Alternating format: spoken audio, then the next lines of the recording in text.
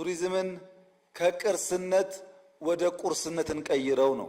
ቅርሱ አለ ግን ቁርስ መሆን አልቻለም። ትላልቅ ቅርስ ይዘን ወደ ቁርስ መቀየር ባለመቻላችን የገንዘብ ምንጭ መሆን የሚችሉ ቅርሶች መጠገን እንኳን ወደማንችልበት ደረጃ ወርደዋል። የኛ ቅርሶች ወደ ቁርስ ይቀየሩ። ወደ ቁርስ ለመቀየር ደግሞ ዘመኑን እንገንዘበው።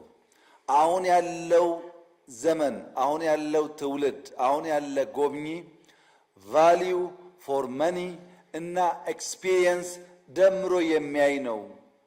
ቅርስ ብቻ ስላለህ መጥቶ አያይህም።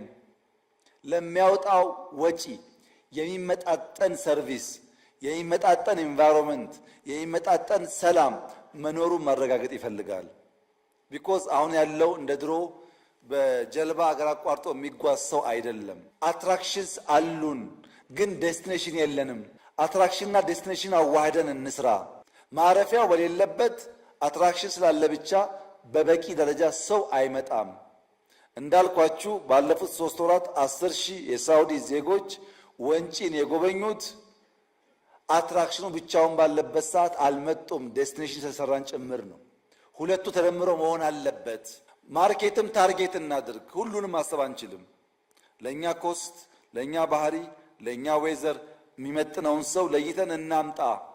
ለወንጪ የሚመች ቱሪስት አለ፣ ለአርባ ምንጭ የሚመች ቱሪስት አለ፣ ለጅጅጋ የሚመች ቱሪስት አለ፣ ለሐረር የሚመች ቱሪስት አለ። ያን ለይተን ለዚያ ቱሪስት እንስራ።